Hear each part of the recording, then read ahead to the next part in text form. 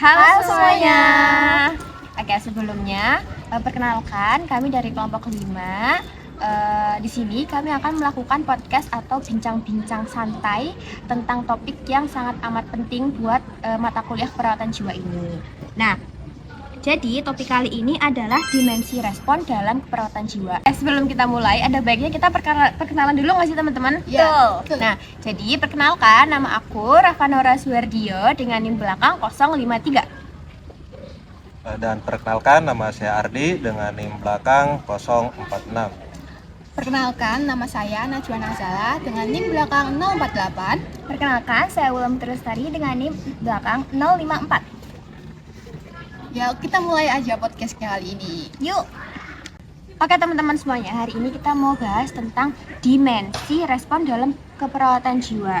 Nah, menurutku topik ini tuh sangat amat penting karena ini tuh bisa jadi dasar kita buat memahami klien secara menyeluruh. Ya, setuju banget. Dimensi respon ini bukan cuma soal satu aspek aja, tapi gabungan dari respon fisik, psikologis, sosial, sampai spiritual klien. Ya betul, perawat bukan cuma fokus ke satu sisi. Misalnya fisik saja. Jadi nantinya kita bisa kehilangan gambaran utuh tentang kondisi kliennya. Ya, makanya di keperawatan jiwa kita dituntut untuk lebih peka. Karena respon klien seringkali berkaitan satu sama lain. Benar, kita mulai dari dimensi respon fisik dulu ya. Biasanya ini yang paling gampang diamati, seperti perubahan pola tidur, nafsu makan, atau keluhan lemas. Nah, contohnya itu kalau misalkan di pasien itu saat pasien lagi depresi.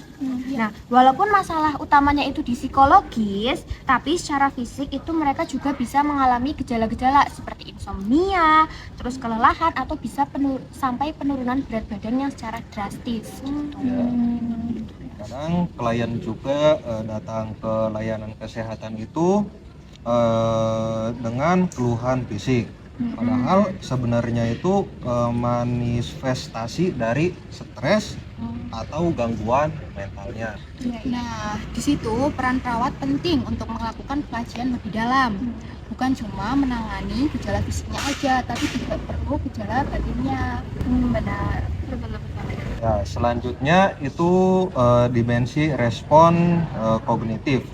Ini berkaitan dengan proses berpikir, isi pikir, dan kemampuan klien dalam memahami situasi. Benar sih, misalnya pada klien ansietas nih, biasanya kan sulit konsentrasi dan pikirannya itu dipenuhi rasa khawatir yang terlalu berlebihan kan teman-teman.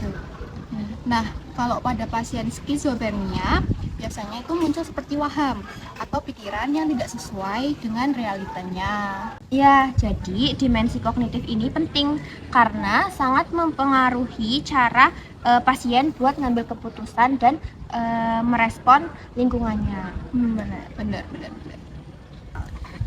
Nah, kalau dimensi respon emosional ini berkaitan dengan perasaan yang dialami oleh pasien, seperti sedih, cemas, takut, ataupun marah. Ya, kadang emosi klien juga bisa terlihat jelas, tapi ada juga yang menutupinya dan terlihat datar-datar saja. Benar sih, makanya perawat itu harus bisa membaca ekspresi nonverbal kayak bahasa tubuh ataupun nada bicara. Nah, dengan memahami respon emosional klien, kita sebagai perawat itu jadi bisa memberikan dukungan yang tepat buat klien tersebut dan bisa membangun dukungan terapeutik untuk pasien. Nah, selanjutnya yaitu ada dimensi respon perilaku. Ini juga nggak kalah penting teman-teman, karena ini tuh merupakan cakupan dari tindakan klien yang bisa kita lihat secara langsung.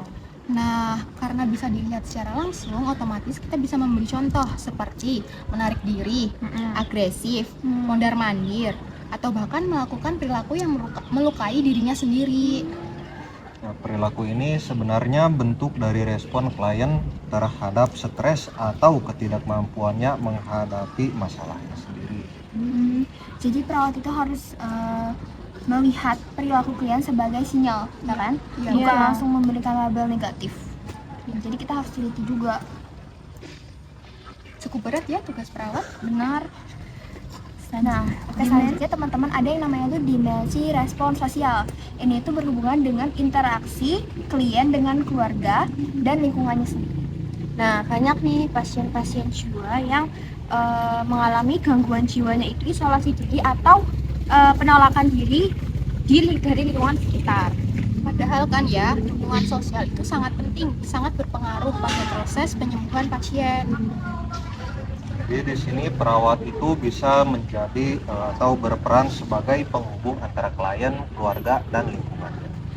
Jadi kalau misalkan dia terisolasi dari lingkungan kan jadinya makin terpuruk ya. Iya. Jadi kita harus bisa jadi penghubung. Spiritual.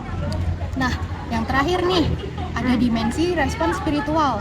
Walaupun sering diabaikan, tapi ini juga lebih penting sekali. Benar sih, karena spiritual itu berkaitan dengan makna hidup, harapan, dan keyakinan klien dalam menghadapi masalahnya itu sendiri. Beberapa klien merasa putus asa atau kehilangan tujuan hidup. Ya, ini disebabkan akibat gangguan yang dialaminya atau masalah yang dialaminya.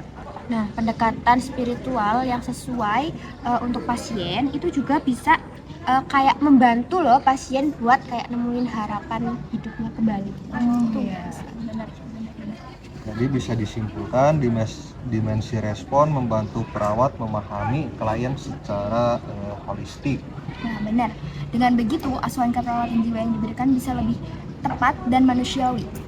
Nah, sebagai calon perawat nih, kita harus mampu mengkaji semua dimensi ini secara langsung. Dan seimbang. Iya, betul. Kesimpulan kali ini, dimensi respon dalam keperawatan jiwa itu merupakan pendekatan yang sangat amat penting untuk memahami klien secara holistik. Dimensi ini juga meliputi seperti respon fisik, kognitif, terus emosional, perilaku, sosial, dan spiritual yang saling berkaitan satu sama lain. Nah, setiap respon yang ditunjukkan klien itu bukanlah sesuatu yang berdiri sendiri, melainkan bentuk adaptasi terhadap masalah atau gangguan yang dialami. Nah, dari podcast kali ini atau bincang-bincang sampai kali ini, semoga teman-teman semuanya bisa mengambil pelajaran yang didapat dari podcast kali ini. Semoga apa yang tadi kita sampaikan itu bisa menjadi bekal buat teman-teman semuanya, buat kita juga. Ya, sebagai Jadi, calon perawat. Ya. Jadi, sekian. Terima kasih. Sampai jumpa kembali. Dadah.